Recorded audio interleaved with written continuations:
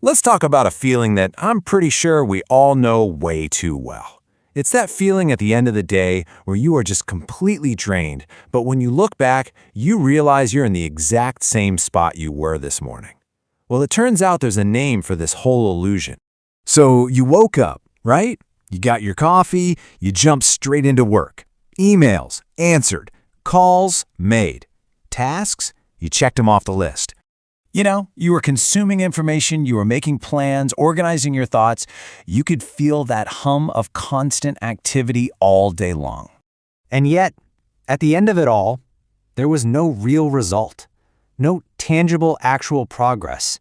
There was just motion. You see, this isn't just you having a bad day. Nope. This is a very real psychological phenomenon.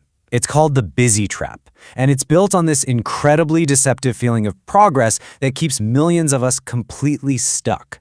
And this is the real kicker. You weren't being lazy, you weren't slacking off. The actual danger here is that your brain was rewarding you for all that activity, telling you that you were doing a great job, even when you were just spinning your wheels. And that, of course, leads to that quiet, nagging frustration, doesn't it? You look at all the effort you're putting in, all the hours you're grinding, and that question just kind of hangs in the air. That massive gap between how hard you're working and what you're getting back, it feels deeply unfair. So it becomes pretty clear that the problem isn't about how hard you're rowing. It's about which way the boat is pointed. So many of us are just orbiting our goals, mistaking all that frantic movement for actually getting any closer. So this brings us to what we call the progress illusion. And to really get it, we have to get a little uncomfortable. We have to completely redefine what we think of as productive work. A lot of what we call work is actually just a very clever, very sophisticated form of procrastination.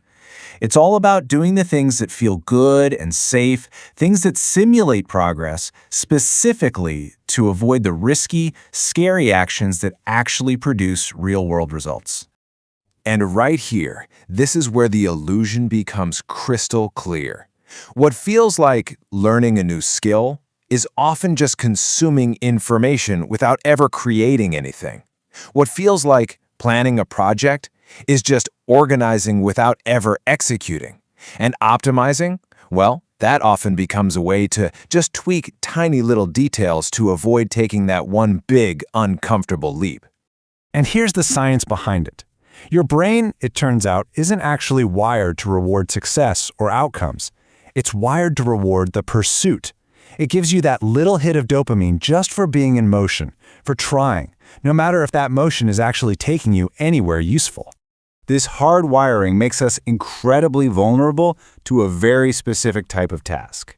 The stuff that's low risk, comfortable, keeps us busy, and gives us that immediate sense of, hey, I did something. I mean, think about it. Endlessly researching a topic instead of just writing that first messy sentence. It feels great, but it produces absolutely nothing. Okay, so that brings us to the absolute core of this whole thing. The one distinction that I promised you, once you really see it, it changes everything about how you approach your work and, honestly, your life. This is it. This is the entire game. It is not about the tasks you complete. It's not about the hours you put in. It's about one simple, kind of brutal question. Did your situation actually change because of what you did? If the answer is no, then it wasn't progress.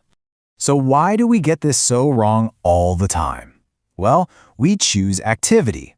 Why wouldn't we? It's safe, it's easy to measure, and it feels good. But outcomes, that's real progress, and that's the hard climb. It's risky, it's uncertain, and it exposes us to the chance of failure. So deep down, we unconsciously choose the comfort of activity almost every single time. This whole dynamic creates two types of people that we see everywhere in life. The person who is endlessly preparing for something, and the person who is actually, doing the thing. And you see this play out everywhere. The investor who starts investing, even imperfectly, always beats the one who spends years just learning about it but never pulls the trigger. The creator who publishes messy work beats the one who plans the perfect project that never sees the light of day. The principle is universal. Action will always beat preparation. Okay, so the big question.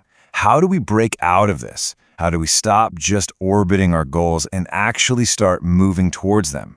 Let's dive into a clear, actionable framework.